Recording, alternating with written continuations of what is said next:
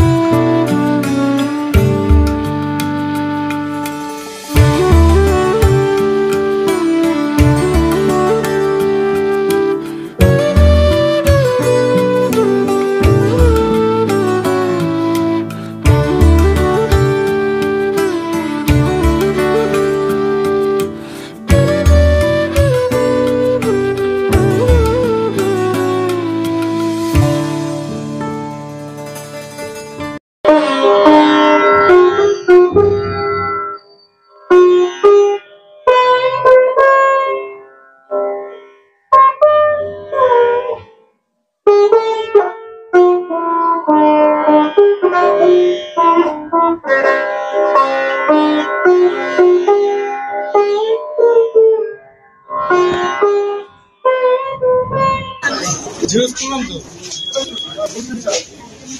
তো হাতে দিয়ে